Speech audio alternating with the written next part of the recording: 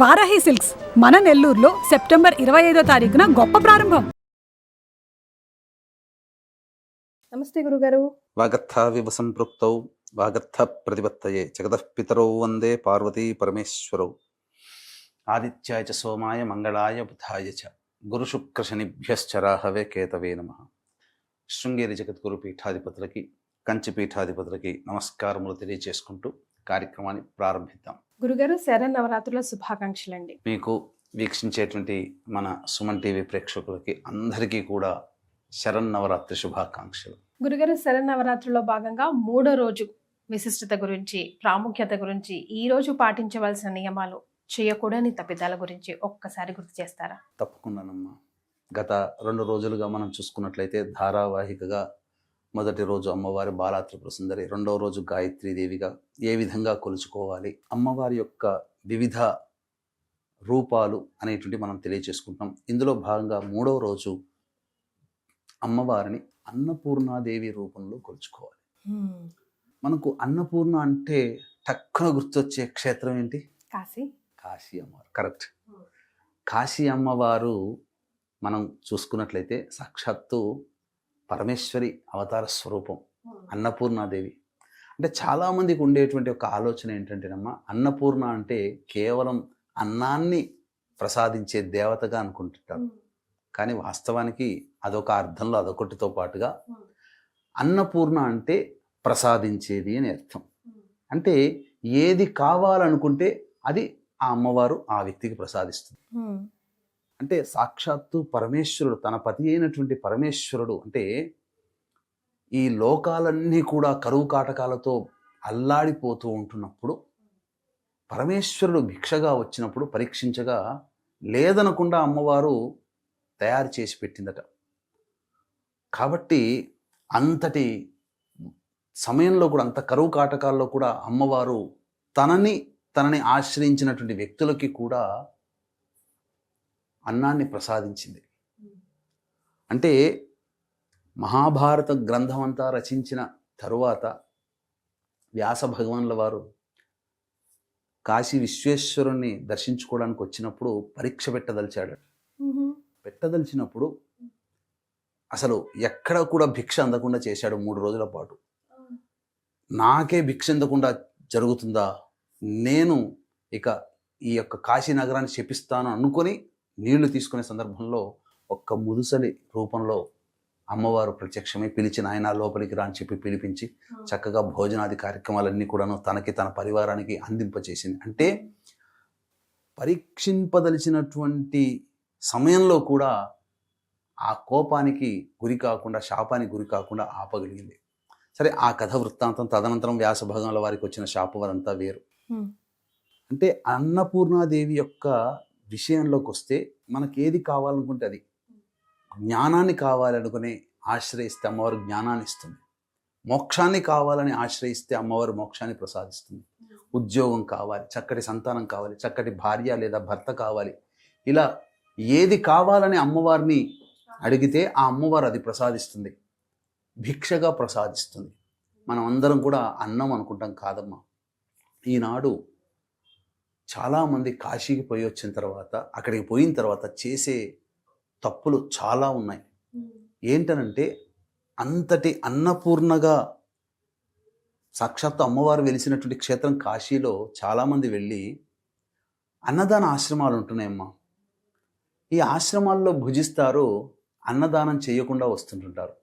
కేవలం ఇదే కాదమ్మా, కాశీ అనే కాదు, ఏ క్షేత్రానికి వెళ్ళినా ఆ క్షేత్రంలో మనకు భోజనం దొరుకుతుంది.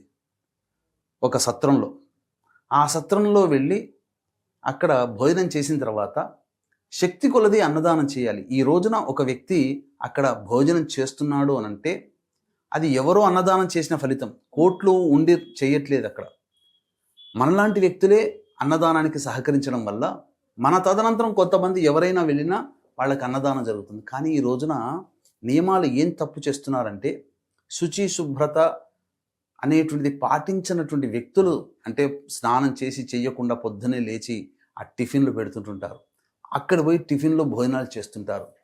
ఏ క్షేత్రానికి వెళ్ళినా గుర్తుపెట్టుకోండి, హోటళ్లలో కాదమ్మా, సత్రములలో భోజనం చేయాలి. ఎందుకనంటే అక్కడ నియమానుసారంగా ఉంటారు. తద్వారా ఇంటికి వచ్చిన తర్వాత కూడా 10 మందికి అన్నదానం చేయాలి. అక్కడ డబ్బులైనా అట్లీస్ట్ పెడతారు కాబట్టి వేయాలి. ఓకే. అన్నదానం చేయాలి. ఎందుకనంటే అన్ని దానాలలోకెల్లా అన్నదానం గొప్పది. అన్నపూర్ణాదేవి యొక్క విశిష్టత ఏంటంటేనమ్మా, మీరు గమనించండి. ఇప్పుడు నీకు ఒక సోదరిగా భావించి ఒక మంచి చీర పెట్టాను. మనసులో ఏముంటుంది, నాకేముంటుంది, భగవంతుడు నాకు శక్తి ఇస్తే మీలాంటి వాళ్ళకందరికీ ఇంకా పెట్టవచ్చు కదా అన్నట్టుంది. దీనికన్నా ఇంకా విలువైన వస్తువు ఇంకా ఉంటే బాగుంటుంది. కానీ ఎవరికైనా ఇచ్చేవాడికి ఇవ్వాలనుంటుంది, తీసుకునేవాడికి ఇంకా తీసుకోవాలనుంటుంది. కానీ పెట్టేవాడికి ఎంత శక్తి ఉన్నా తీసుకునేవాడిదే పై చేయి. ఇక వాడు చాలు అన్నాడు అనుకోండి, దానానికి అక్కడితో సమాప్తం అవుతుంది కదా. అంతే కదా. ఏ దానంలోనైనా కానీ ఇంకా కావాలి, ఇంకా కావాలి, ఇంకా పెట్టాలి, ఇంకా పెట్టాలనే కోరిక ఇరువైపులా ఉంటుంది. కానీ ఒక్క అన్నదానంలో మాత్రమే భోజనం చేసి కడుపు నిండిన తర్వాత అబ్బాయి ఇంకా చాలండి, ఇంకా వద్దండి, ఇంకా వద్దండి, ఇంకా నేను తినలేనండి అని అంటుంటాం. అంటే ఏంటి? తృప్తి పడుతుంది. ఈ యొక్క శరీరంలో ఉన్న ఆత్మ తృప్తి పడుతుంది. కాబట్టి మనం అందరం కూడా ఇక్కడి నుంచైనా ఈ వీడియో చూసిన తర్వాత అన్నపూర్ణాదేవి యొక్క విశిష్టత తెలుసుకున్నందుకు ఎక్కడైనా కానీ ఏ పూజ చేసినా అన్నదానం అనేటువంటిది జరగాలి. అన్నదానం చేసాం, ఈ రోజున మన కుటుంబ సభ్యుల 5 వేళ్ళు నోట్లోకి పోతున్నాయి, ఆనందంగా జీవిస్తున్నాము అని అంటే దానికి కారణం మన పూర్వీకులు చేసిన అన్నదానం. కాబట్టి అన్నదానం చేయాలి. అందుకనే అన్నపూర్ణే సదాపూర్ణే శంకర ప్రాణవల్లభే జ్ఞాన వైరాగ్య సిద్ధ్యర్థం భిక్షాన్ దేహీ చ పార్వతి మాతా చ పార్వతీదేవి పితా దేవో మహేశ్వర బాంధవా శివభక్తాశ్చ స్వదేశో భువనత్రయం అని చెప్పి మనకుంది. అంటే ఈ రకమైనటువంటి శ్లోకంతో అమ్మవారిని భోజనం చేసేటప్పుడు కాశీనగరంలో అందరూ ఈ శ్లోకాన్ని పఠిస్తారు. అందరము శివభక్తులమే, అందరము బంధువులమే. కాబట్టి మీకు ఇక్కడ గుర్తుపెట్టుకోండి, ఎక్కడైనా కానీ కులాలు అనేటువంటి ప్రస్తావన ఉంటుంది, కానీ కాశీలో ఉండదు. అందరూ ఒక్కసారి అక్కడికి అడుగు పెట్టిన తర్వాత అందరూ సమానం, అందరము అమ్మ బిడ్డలమే. కాబట్టి ఈ అమ్మవారిని ప్రధానంగా ఈరోజు చక్కగా అన్నపూర్ణాదేవి యొక్క అలంకారంలో కొలుసుకోవాలి. ఎలా ఉంటుందంటే వామహస్తంలో ఒక పాత్రని, అలాగే దక్షిణ హస్తంలో గరిటెను పట్టుకొని అన్నదానం చేస్తున్నటువంటి దేవీ రూపంలో మనం చూడాలి.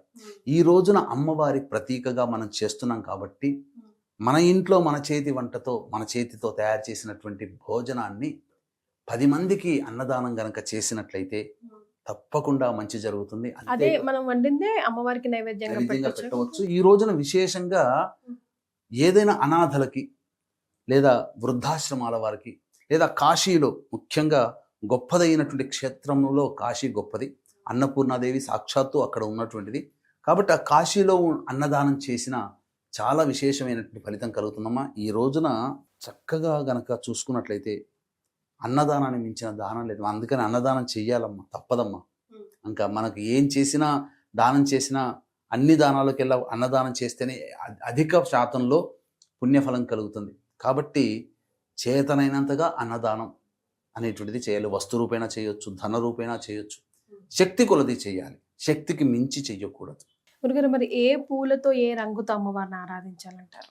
ఈ రోజున పసుపు రంగు వస్త్రము లేదా గంధము రంగు వస్త్రము అమ్మవారికి ధరింపచేయాలి. పూజ చేసేవాళ్ళు కూడా పసుపు రంగు కానీ గంధం రంగు కానీ వస్త్రము ధరించి, పసుపు రంగు మట్టి గాజులు ధరించి అమ్మవారికి విశేషంగా పసుపు రంగుతో కనుక అష్టోత్తర పూజ కనుక చేసినట్లయితే చాలా ప్రసన్నురాలవుతుంది. అంతేకాకుండా ఈ రోజున అమ్మవారు పసుపు చామంతీలతో గనక అర్చన చేస్తే ఇంకా విశేషమైనటువంటి ఫలితము. ఈ రోజున ప్రధానంగా అమ్మవారికి దధ్యోజనము నైవేద్యముగా పెట్టడం లేదా అల్లంగారెలు నైవేద్యంగా పెట్టినట్లయితే చాలా సంతుష్టురాలవుతుంది. కాబట్టి ఇక్కడి నుంచైనా వీక్షించేటువంటి ప్రేక్షకులు, మీరు మీ సంపాదనలో ఈ సంవత్సరం అంతా కూడా కొద్ది శాతము దానాది కార్యక్రమాలకి కేటాయించండి. ఒక 6 నెలల తర్వాత చూడండి మీ కుటుంబ జీవితంలో ఎంత మార్పు కలుగుతుందో. అన్నిటికంటే మించి ప్రశాంతత అనేటువంటిది వస్తుంది. కాబట్టి మీకు దగ్గరలో ఏ క్షేత్రం ఉంటుందో ఆ క్షేత్రంలో అన్నదానం చేయండి. లేదా మీకు ఆ డబ్బుని దుర్వినియోగం చేస్తారని అనుకుంటే స్వయంగా మీ చేతితో తయారు చేసినటువంటి పదార్థాలని ఆ క్షేత్రంలో వచ్చేటువంటి భక్తులకి అందించండి. మజ్జిగ దానం చేసినా చాలు. ఇలా సందర్భానుసారంగా చక్కగా పౌర్ణమి రోజున కానీ ఇలా లేదా తదియ రోజు, ఏ మాసంలోనైనా కానీ తదియ రోజు చాలా విశేషం. అందున అమావాస్య వెళ్ళిన తదియ రోజున గనక చేసినట్లయితే సాక్షాత్తు అమ్మవారి అనుగ్రహం కలుగుతుంది. ఈ రోజున స్తనవృద్ధి గౌరీ వ్రతం అనేటువంటిది చేస్తారమ్మా. సాక్షాత్తు తదియ అమావాస్య వెళ్ళిన తదియ ఏదైతే ఉంటుందో ఆ తదియ తిథికి గౌరీదేవి అధిపతిగా ఉంటుంది. కాబట్టి ఈ రోజున ఆ విధంగా అమ్మవారిని అన్నపూర్ణాష్టకం, ఎందుకనంటే ఆదిశంకరాచార్యుల వారు విరచితమైనటువంటి అన్నపూర్ణాష్టకాన్ని కనుక పఠించినట్లయితే అన్నపూర్ణాదేవి యొక్క సంపూర్ణ అనుగ్రహం కలుగుతుంది. ఈ విధంగా చేయడం వల్ల కుటుంబానికి తరతరాలకి తరిగిపోని పోషణ అనేటువంటిది లభిస్తుందని చెప్పవచ్చు. అలాగే వీక్షించేటువంటి ప్రేక్షకులు కూడా ఈ అక్టోబర్ 6వ తారీఖు రోజున ఆశ్వీజ పౌర్ణమి సందర్భంగా మన పీఠమాధ్వర్యంలో మీ యొక్క సంకల్పం నెరవేరడం కోసం వాంఛా కల్పలతా సిద్ధి హోమము, గురువు అక్టోబర్ 10 నుంచి కర్కాటక రాశిలోకి ప్రవేశం చేస్తున్నాడు కాబట్టి బృహస్పతి అనుగ్రహం కోసం బృహస్పతి గ్రహ హోమంతో పాటుగా మీ జాతకరీత్యా కలుగు విద్య, వివాహ, ఉద్యోగ, దాంపత్య, అనారోగ్య సమస్యల నివారణకి వివిధ రకాల హోమాది కార్యక్రమాలు జరిపించి శక్తిపాతము చేసినటువంటి కరుంగలి మాలని మీకు ఇవ్వడం జరుగుతుంది.